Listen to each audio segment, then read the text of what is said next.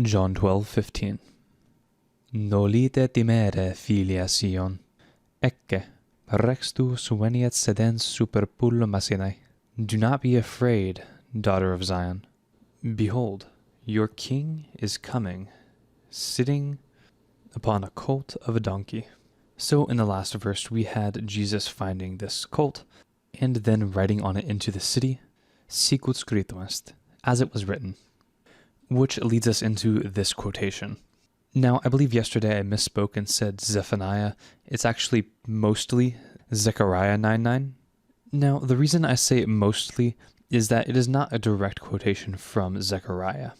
There are different interpretations. Some think it is a composite quotation. Some think it is a loose quotation.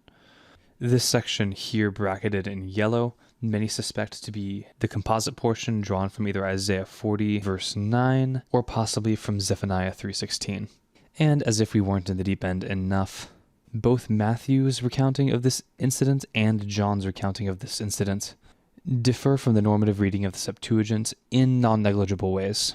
It's a very interesting question, and I highly recommend looking into it if you have the time. And if you don't have Greek, I have good news. The Vulgate does an excellent job of communicating most of the differences that are in the Greek into Latin. But enough prattling, let's get to the grammar. Nolite timere, filia Sion. Now, conveniently enough, this is actually the first phrase I was ever taught in Latin. Nolite timere, do not be afraid. Now, literally, it means do not want to be afraid. But when you have this verb nolle in the imperative, whether singular or plural, plus the infinitive, it produces a negative command.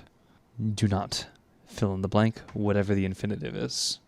And then we have the vocative filia Sion. Note both the vowels in Sion are long, so not Sion, but Sion. Then in the next sentence we have ecce, behold, rex tuus, your king, venit. Now this is present tense.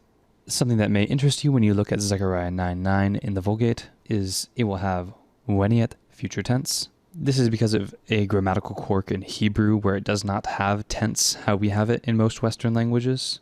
They just have perfective aspect and imperfective aspect, or yiktol, or kal in the terminology that they would use.